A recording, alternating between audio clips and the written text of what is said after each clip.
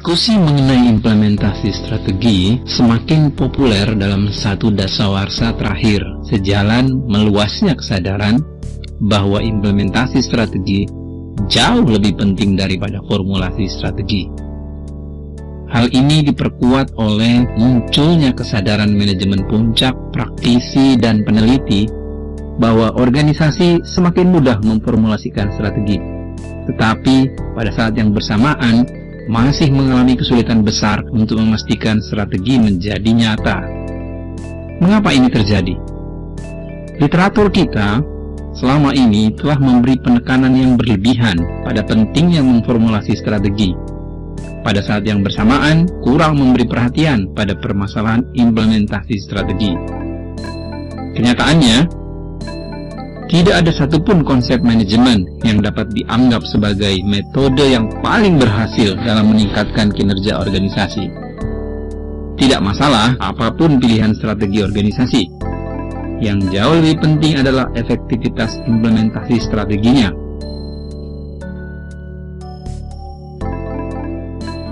Strategi merupakan hasil penetapan tujuan jangka panjang organisasi.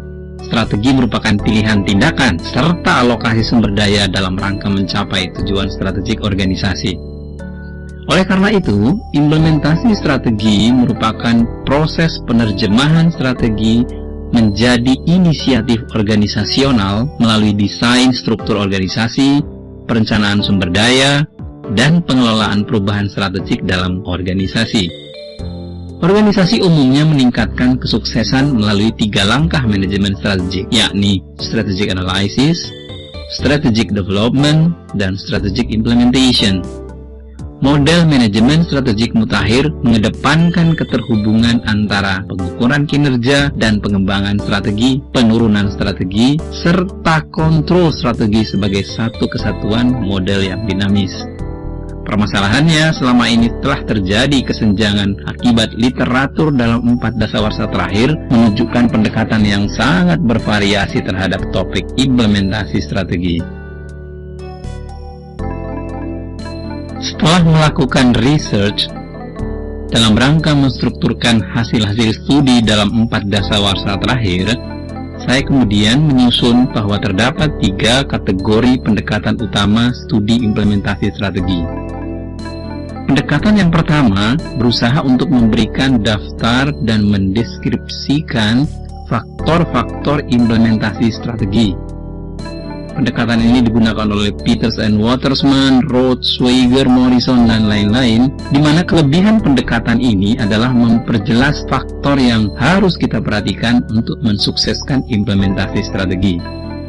Kekurangannya, pendekatan ini tidak memperjelas tahapan apa yang harus dilakukan untuk mengimplementasikan strategi.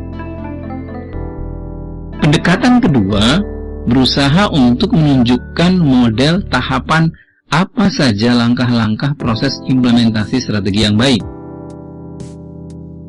Tokoh dalam pendekatan ini adalah Noble, Rampersad, Okumush, Kazmi, Kaplan, dan Norton. Kelebihan pendekatan ini adalah memperjelas tahapan langkah yang diperlukan oleh manajemen dalam mengimplementasikan strategi.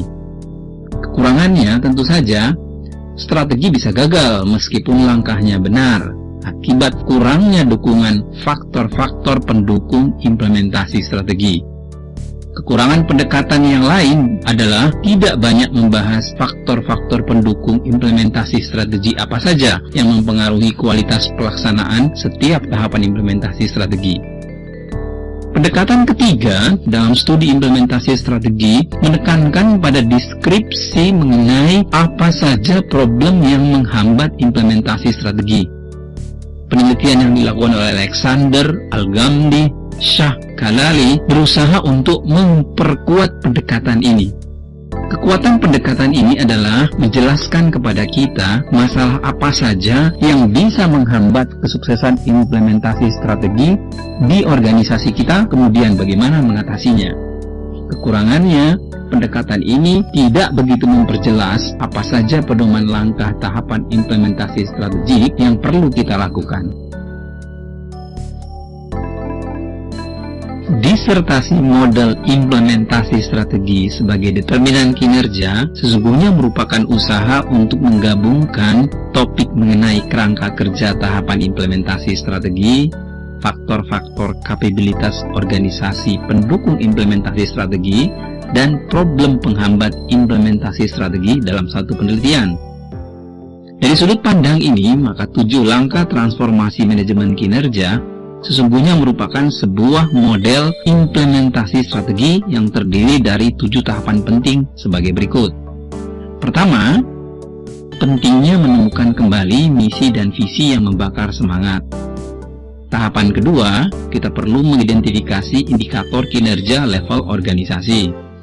Ini kemudian diikuti dengan langkah ketiga, yaitu menetapkan indikator kinerja berbasis posisi terkait keberhasilan yang penting untuk setiap jabatan di dalam organisasi.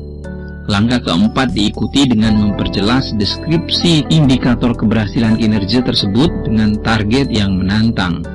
Langkah kelima adalah kita harus memastikan munculnya rencana kerja perbaikan untuk melaksanakan strategi. Pada langkah keenam, kita mengimplementasikan penilaian kinerja berbasis KPI dan kompetensi, dan kemudian sekaligus menghubungkannya dengan sistem imbal jasa. Langkah ketujuh yang merupakan langkah yang penting dan terus-menerus dilaksanakan sepanjang tahun adalah kita harus menegakkan sistem kontrol dan monitor terhadap pencapaian target strategi kita.